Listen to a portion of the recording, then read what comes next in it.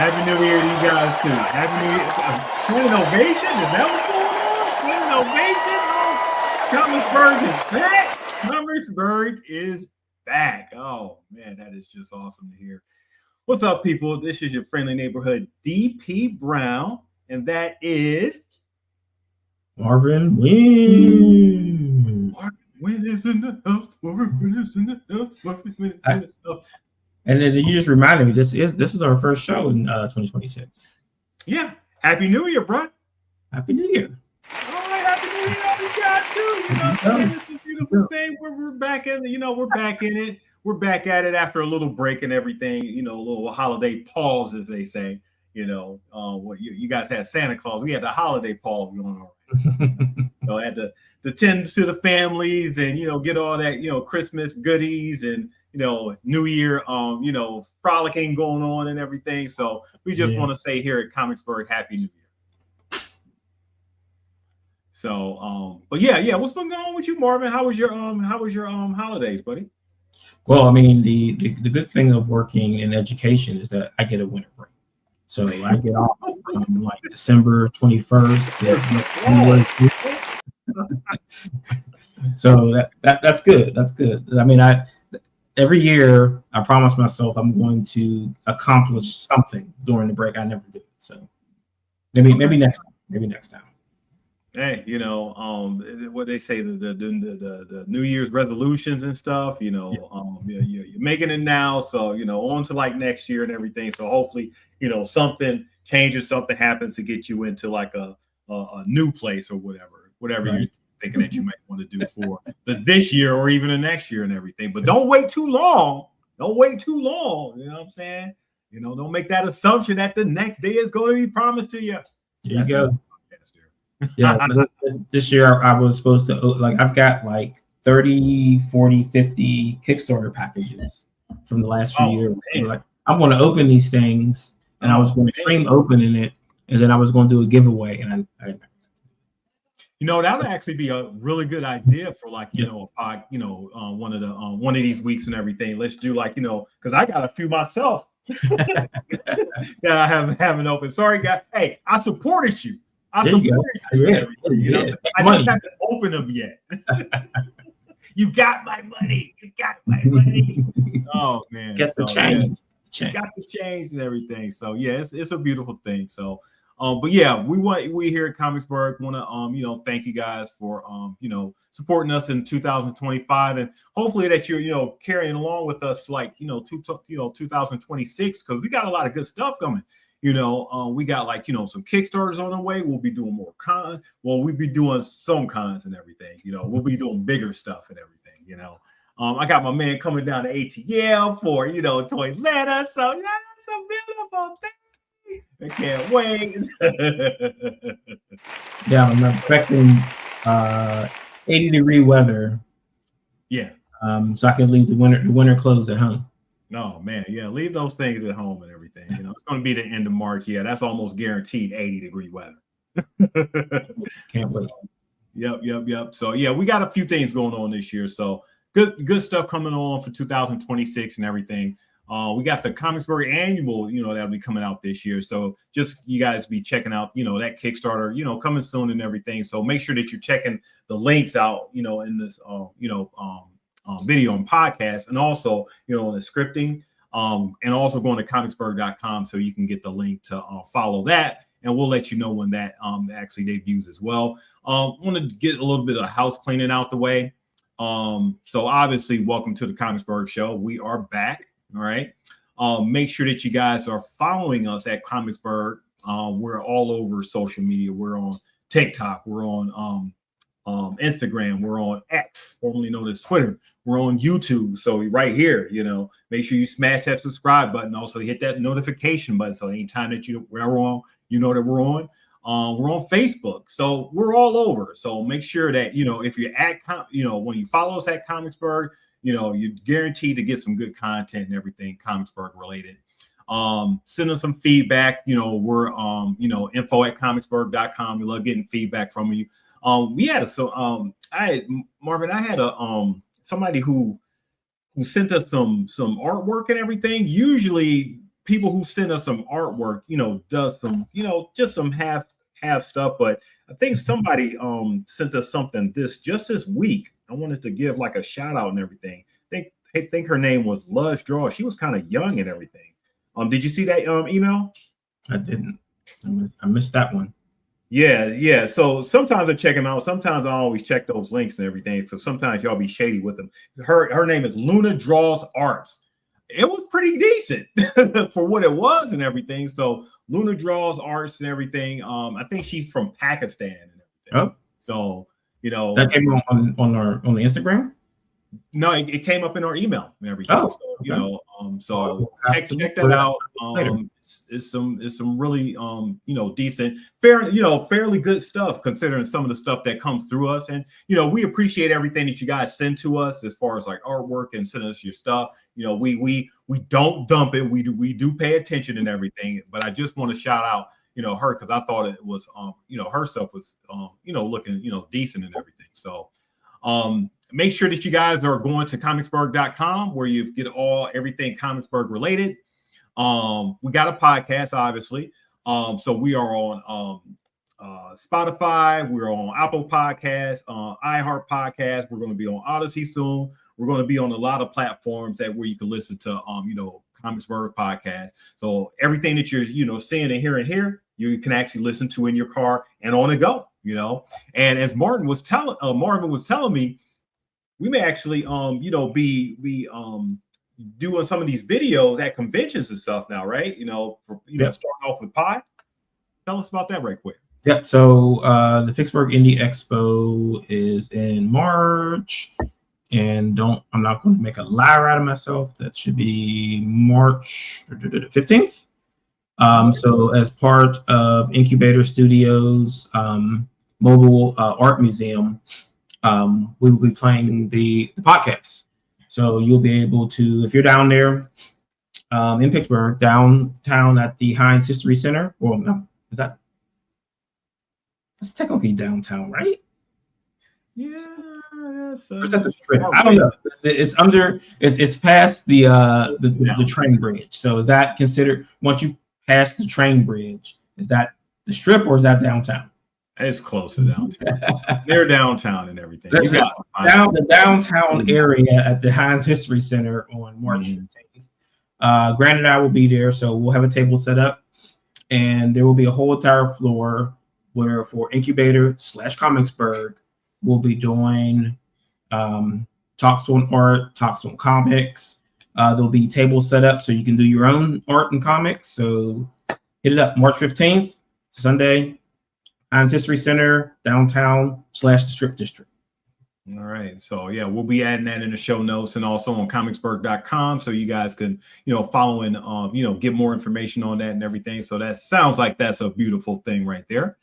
So basically today we're going to be talking about 3 important tips on editing your comic. So we're basically going to get into like our more of our from script to story series and everything, basically showing you guys or basically telling you guys important tips on editing like your comic and everything. Not so much a visual thing, so we could show some stuff and everything, but editing pretty much comes from like making sure that you got what you got out and whatever you're putting out is not going to come back on you, not make you look silly when you put it out and everything, because you don't want to put out junk or trash. You want to make sure stuff is proofread, make sure stuff is just out there for you guys to see and everything. And spell check, yeah, spell check, all that good stuff and everything. Marvin put up the PyBurgh.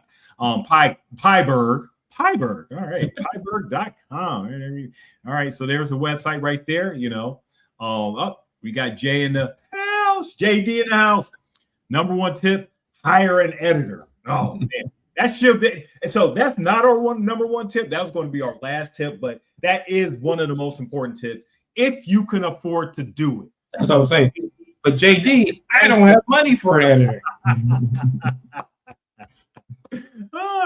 If you can afford to do it, definitely do that and everything. I mean, honestly, even if you can't afford it. Yeah. Some people have the ability to edit to edit their own stuff and cautiously be able to say that does not sound right. Other people cannot do that. If you cannot do that, don't do either it. hire an editor or get someone to volunteer to be an editor.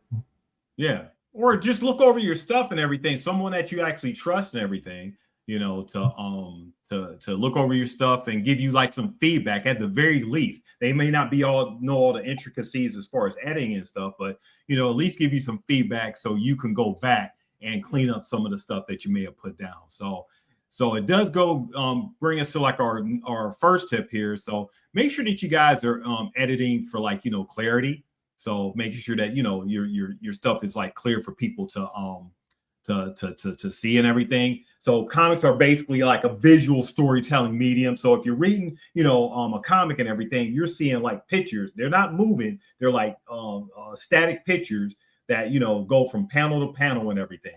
And basically, you want to make sure that, you know, you're not confusing like, you know, your panel transitions, putting them in poor reading order, making, you know, having balloons covering the faces and the action and everything, you know, so even though that you're having somebody reading your stuff and everything, you don't want to have like the balloons just taking up the whole thing. So it's also important to have an artist that can recognize the fact that where the balloon should actually go. Okay. So and leave enough space for those to do. One thing my artist did initially when I was you know, doing the Theme of Thieves, the first couple issues and everything, he would take my dialogue and put it in there in a certain way to where this, you know, he could have the spacing. So when the letterer comes later, you know, he knew exactly where to be. You know, I don't know. Does your artist, does Mark, does he do anything special, or do you give him any instructions as far as like you know, the spacing tip, or when it comes to like editing for clarity? No. And it's kind of like we was discussed before, is the two cameramen, and sometimes the one cameraman will override the first cameraman, because it's all about where you're pointing the camera, and sometimes things aren't going to work the way you want them to work, no matter what. And that's why sometimes you have to pull back and say, that's not going to work. I can't work with that. So you're either redrawing that panel, or you have to change your dialogue, or change your balloon placement, or change your captions and things like that. So, I mean, and that's where the editing comes into play, is that sometimes you have to make choices on either fix it or you have to work around it.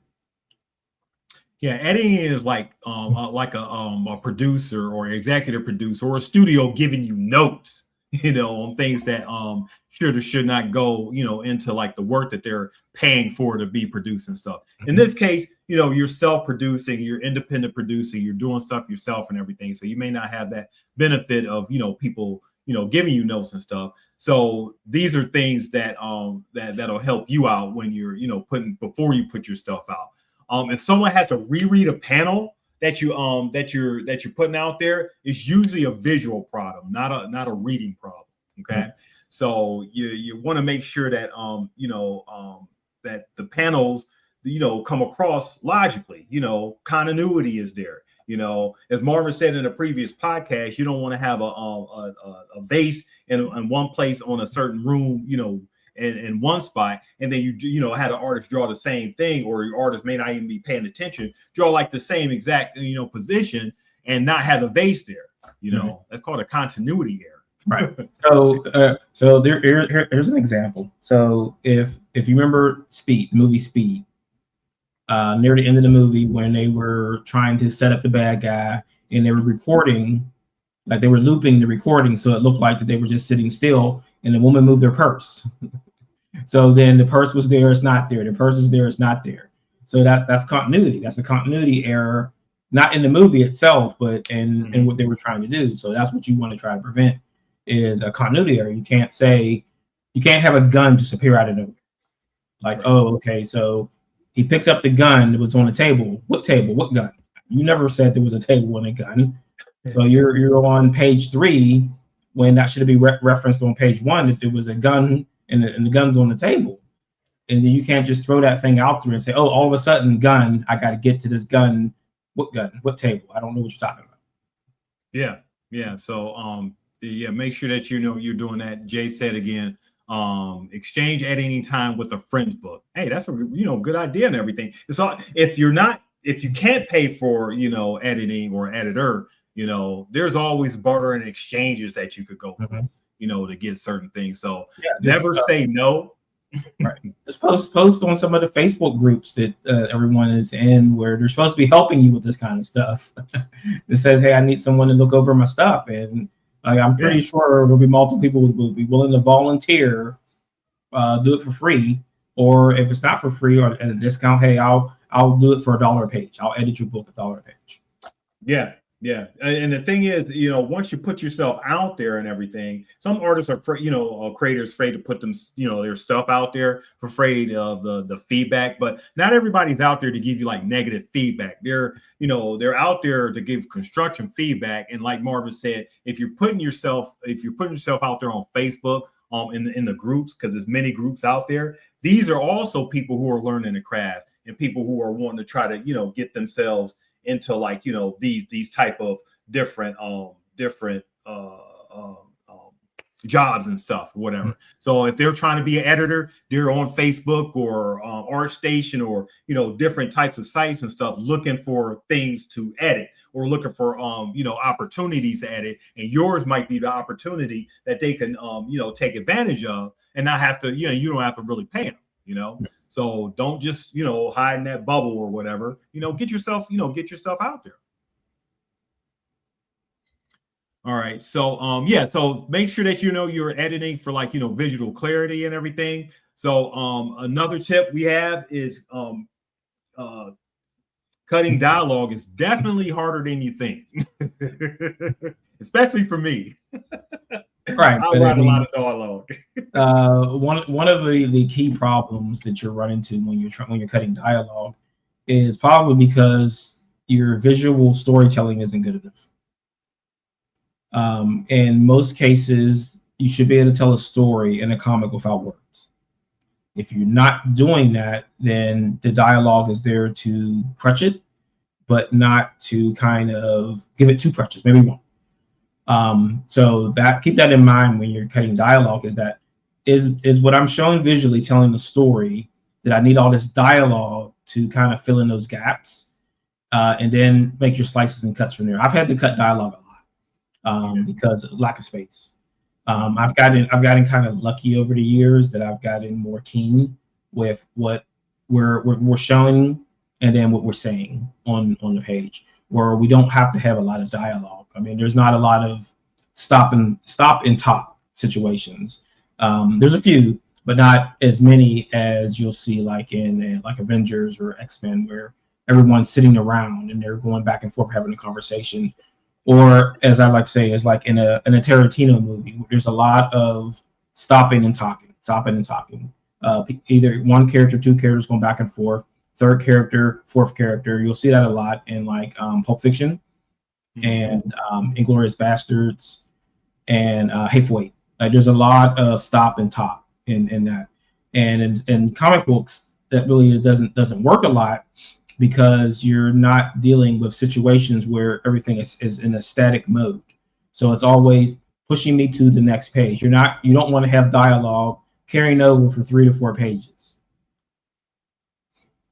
Yeah, so you want to basically keep it simple, you know, stupid, the KISS method and everything. And unless that's what your, you know, aim is for the story, you know, it's not something that should drag on, because you'll be having like a 40-50 page, you know, comic when it should have been like just 21, 22 pages and everything.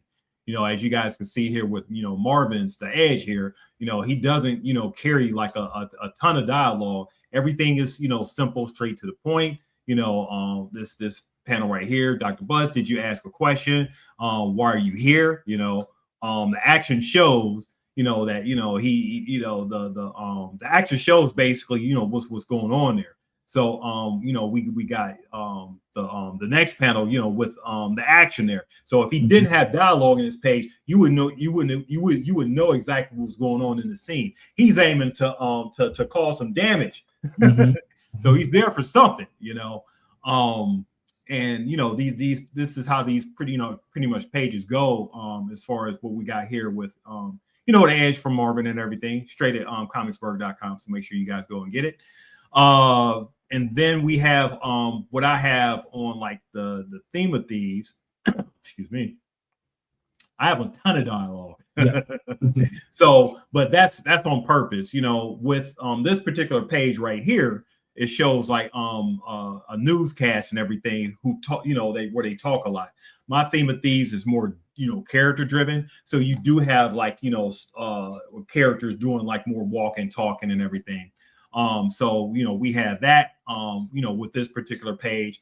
And like I said, the artist, the good thing about what I've learned through my few issues with the theme of thieves is that I've learned to express what I want within like the panel itself before the dialogue is actually written. So when the dialogue is written, it cannot take up a ton of space and have just enough space for it to produce like the image and everything and not have it overbearing like the character and stuff.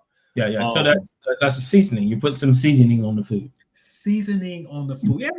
Food, like if you like to eat something tasty and everything, you gotta have a little bit of seasoning, not too much, but just a little bit. Just enough. Just a few sprinkles. Just a little bit. All right, so dialogue should add to what the art can't. Remove repeated information, shorten sentences into fragments if you have to, because everything doesn't have to fit into like one balloon. You could stretch that balloon out into like, a couple balloons on the same panel. So it actually, shows more of the page and everything. So it makes if you have a good letterer, they'll recognize that and actually be able to, to see that and everything. What else? Multiple balloons per page, panel per page is not necessarily, appropriate, unless that's the way that you want to tell the story. Characters explaining what they actually already see, may be redundant. You already, having an artist do the work, right? Yeah, that's more 80s comics. Well, not really even 80s. I would say that's like 70s, where the character is telling you what they're showing, they're doing something, and they're saying what they're doing at the same time. That's like Batman, 60s Batman or thing.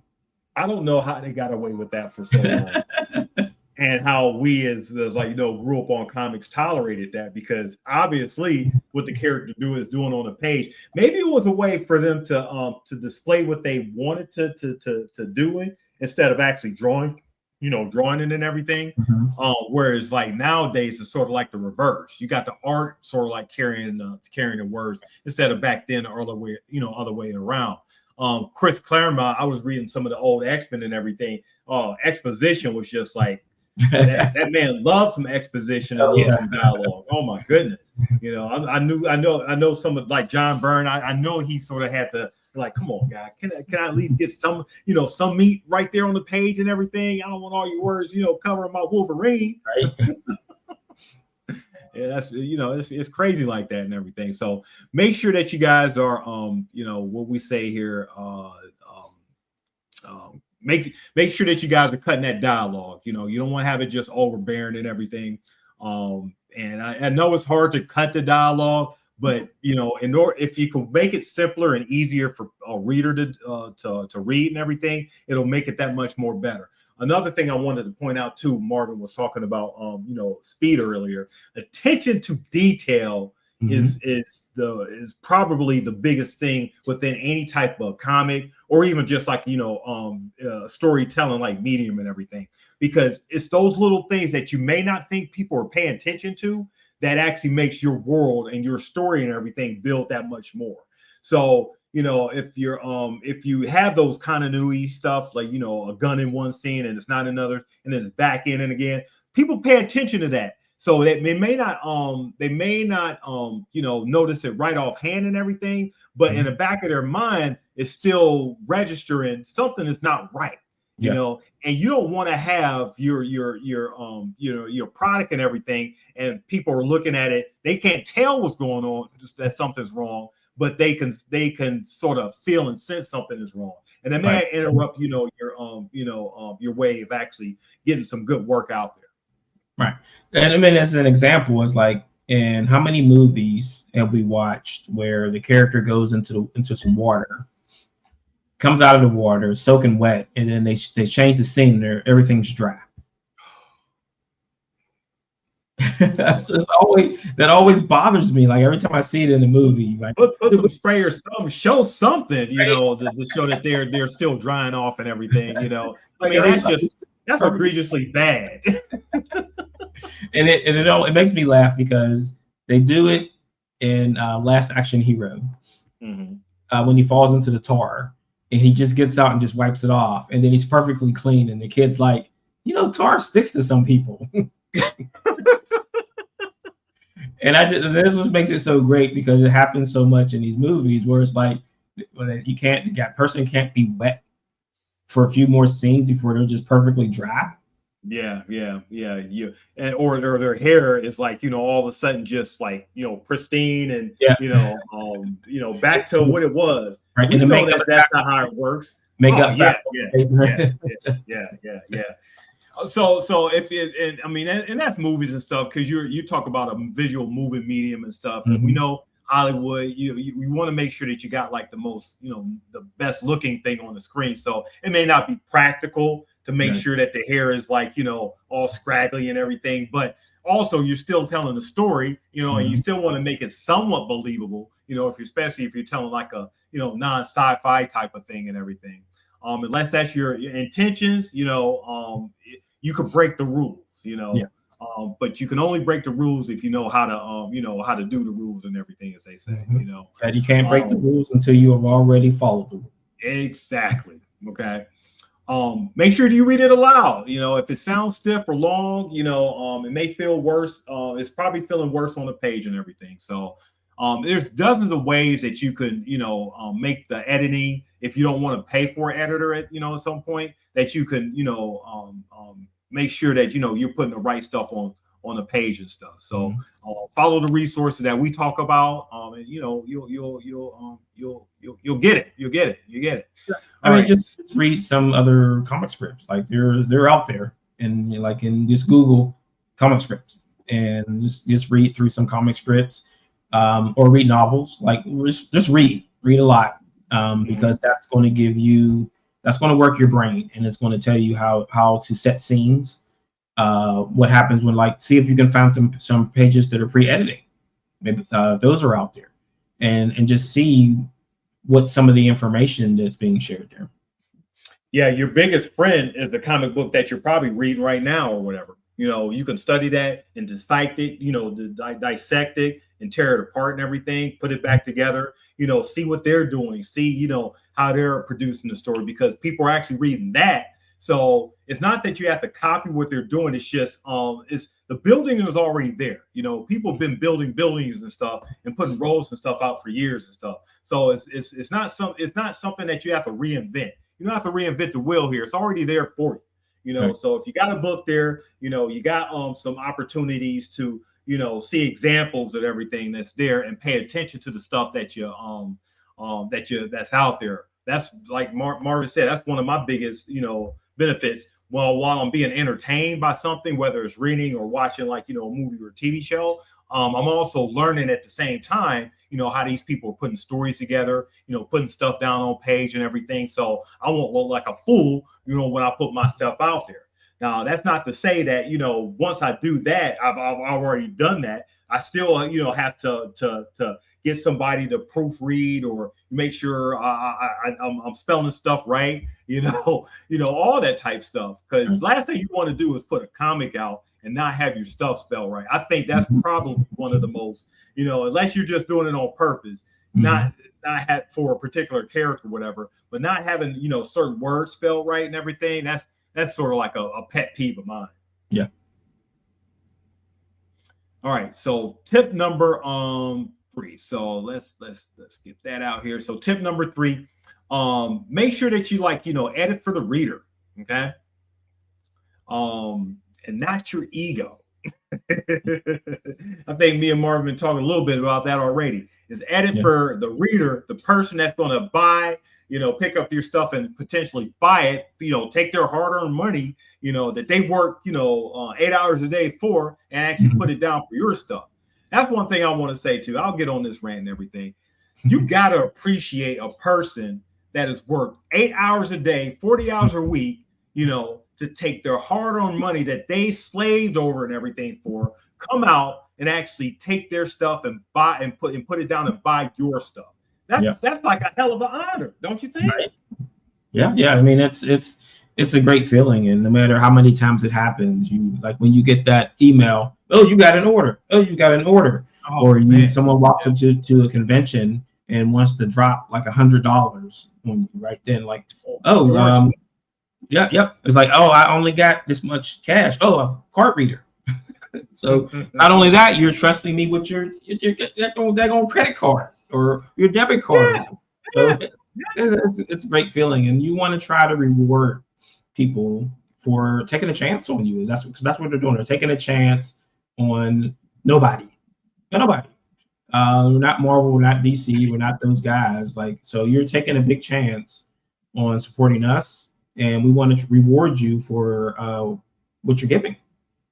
Yeah, hence on making sure, all the stuff that we talked about in our previous parts, from Script to Store, available on YouTube. Make sure that you go back and check those previous episodes out on up until this episode, making sure that, you got a really good editing done for your project. All we're doing is just making sure that, you put the best stuff out for what you're trying to put out for the time that you're putting into it. Because if you're in the corner, just doing it for yourself, you can do anything that you want. If your intentions is not to put it out, and you're just doing it for your own, simple pleasure and stuff, that's fine. That's up to you, but there's other people out here, others that are, looking at this video and trying to figure out ways to make their stuff better, to make their stuff, more palatable for, people to see, make it more relatable, make it more accessible, for people to actually come and spend their hard-earned money on and everything.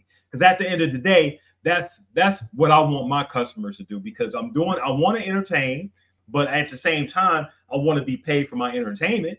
I don't want to do, it's not for free, because I can spend all my personal money, to make this stuff happen and everything. But, I want to spend some of your money too and everything. But the money, the money that you give back to me goes back into like the stuff and everything. So, and if you enjoy what I do, if you enjoy what me and Marvin does, if you enjoy what ComicsBurgh does, then we can produce more stuff, Right.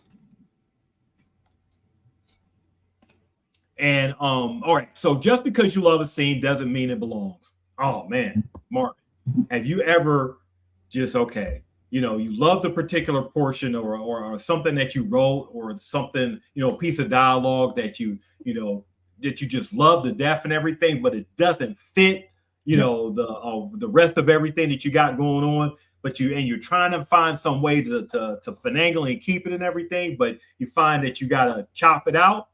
What is that called? It's called editing. There you go. That's it. and then you say that, and I just had to do that recently. Like, I just threw like half a book out because I was like, this is not working. And this is why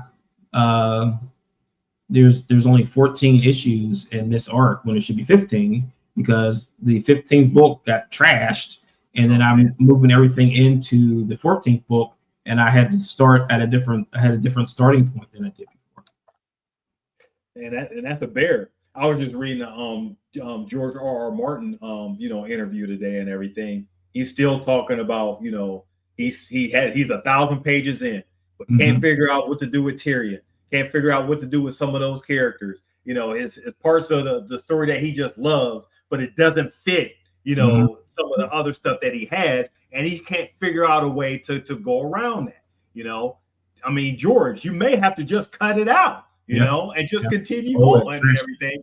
Do not fall in love with a scene if it doesn't belong, So, sometimes that's what a good studio or a good editor, or a good, publisher, has to tell you.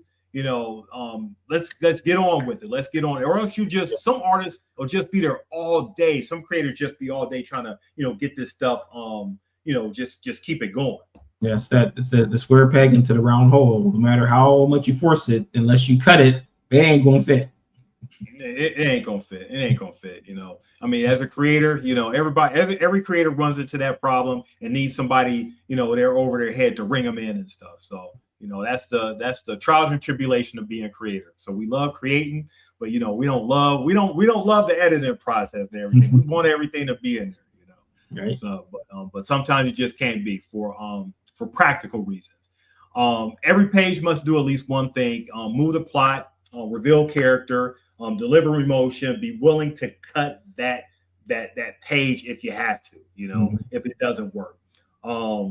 Make sure that you listen to patterns in the feedback, not one-off opinions and everything. Yeah. So if you're giving your stuff to several people, if you're not giving it to a specific editor, if you're giving yourself to several people and they're repeatedly telling you the same thing when you're getting that same feedback, that's the stuff that you want to listen to. The editor is there, the one that you're maybe actually paying is the one who's done this for like a living, whose opinion and trust. That's the one-off that you can listen to.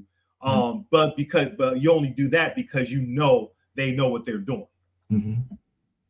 Yeah. So don't look at it like they're chastising you or beating you down. Like take that in stride and relook at what you're doing, because they're saying this for a reason. Like if you don't trust that person's word, then probably don't give them the book again. But then if someone else tells you the same thing, then maybe you should listen. Yeah, they tell you once, okay, take it, in stride. Tell you twice, sort of like raise an eyebrow. If they tell you 3 times, then it's probably, something that you should really take heed to, and actually go back and, make some changes and stuff. And it doesn't hurt to make change and everything. I fall in love with many stuff, all the time. I used to make music, sometimes, I still do sometimes. Mm-hmm. But I fell in love with like a certain portion of a song, and it just didn't work. Have to cut it and put something else in, and you keep listening to it. Okay, yeah, it didn't really need to be there. So you eventually get used to it, and move on to the next thing. Sometimes I guess with us artists, we hate to have to move on. Mm-hmm. We got to make things perfect, and everything doesn't have to be perfect. So because you're a creator and everything, you're doing this out of the love of your heart to get out to other folks so they can actually give you the feedback. But don't fall in love so much to where you can't, complete the stuff that you're, that you're working on and everything. Yeah, you eventually want to get some more stuff. Yeah, that goes back to the ego thing. Like you check your ego, because your ego is going to get you in trouble. Oh man. And other artists or creators, we have a bit of an ego, Yes. So that's not to hide in everything. So let's recap. So the 3 important tips for editing your comic: make sure that you're editing for visual clarity, making sure that you guys are looking at the stuff out there and making sure that it looks good, it actually feels good and everything, because the person that's reading it is getting a feeling from it.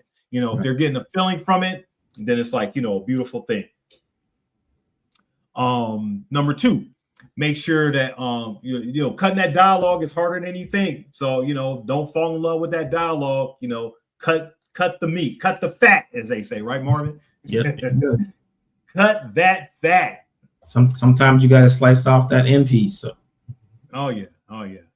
Say it, just throw it away and everything. So fat is not really good for you and stuff. It may make it taste better sometimes, but sometimes it's just not that good for you. Yeah. So cut that fat. It's greasy.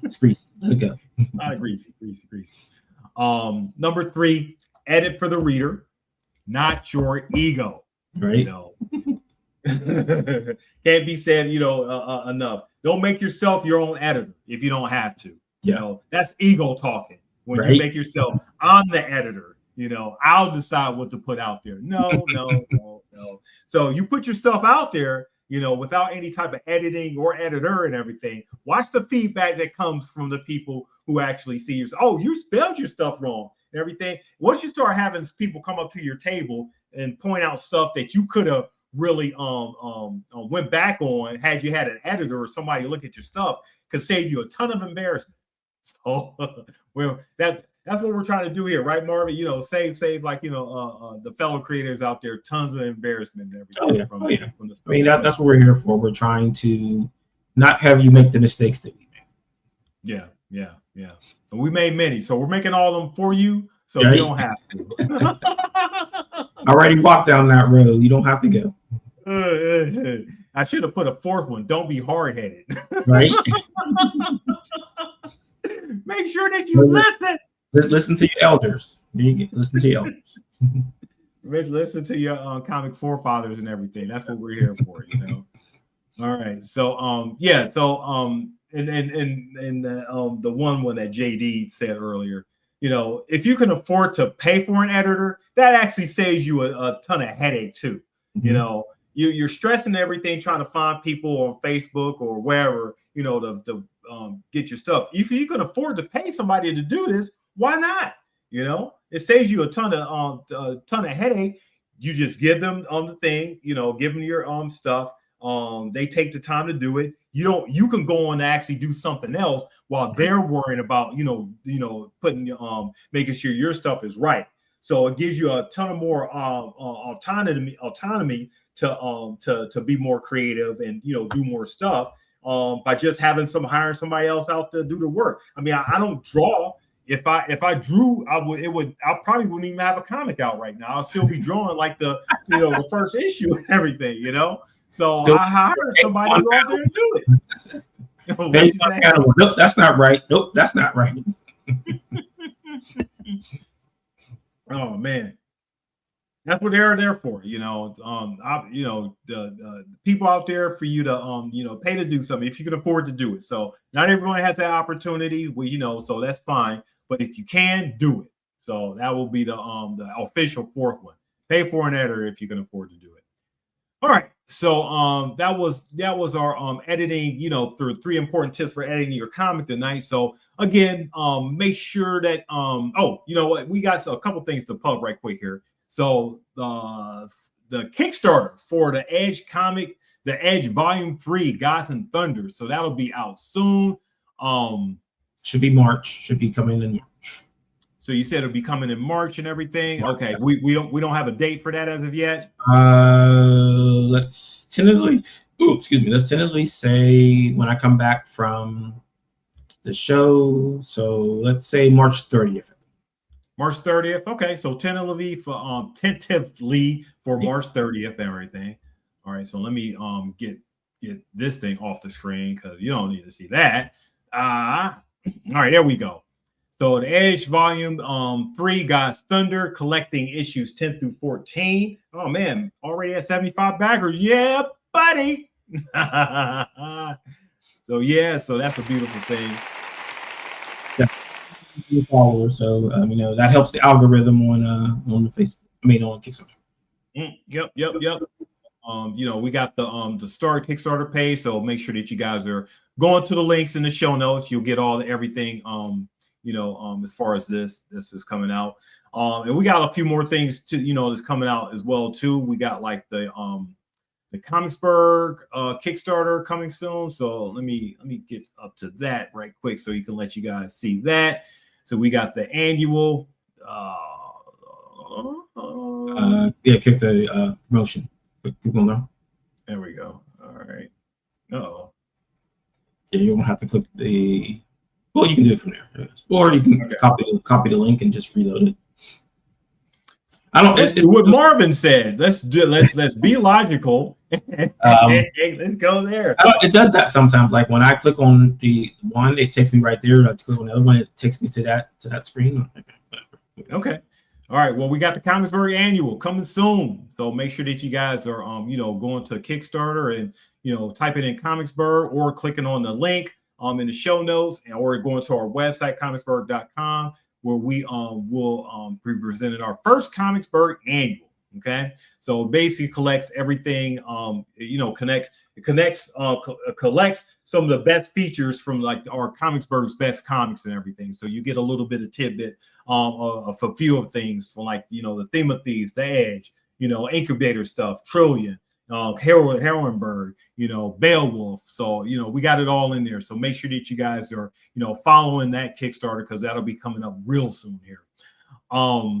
So yeah, so we got like all types of stuff, going on at ComicsBurgh.com. So make sure that you guys are going to that website. Make sure that you are subscribing to our podcast, of course. Always got to make sure that you're supporting our local, your public library. We'll be getting the ComicsBurgh stuff in libraries soon, so be checking that out. 2026 is the year ComicsBurgh will be taking over your stuff. You'll be seeing us, more of our stuff like everywhere and everything. So, hopefully we'll be, announcing like, a new deal and everything, coming soon. So we'll be excited to let you guys know about that.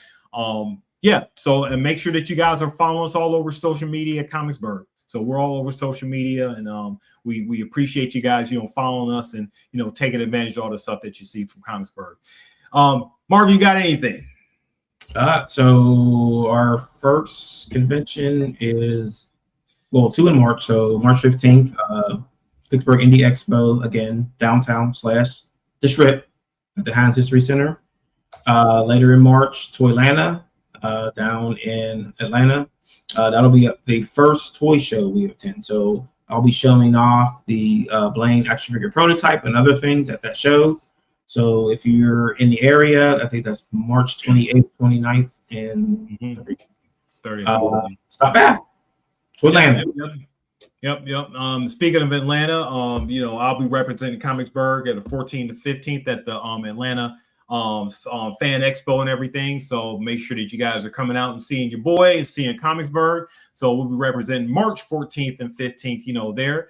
So, ComicsBurgh is just rolling. So come, late winter, early spring, it's going to be a beautiful thing for ComicsBurgh. So definitely want to thank you guys for checking us out. Marvin has just posted the Toylanta website there, so make sure that you guys are going there. And then like I said, we'll put it in the show notes and everything, so you guys can click on there. So want to thank you guys for checking us out tonight. We'll be back next week for another episode of From Script to Store, the ComicsBurgh show. So I want to thank you guys, and see you when we see you. All right. Good night. Good night. Good night.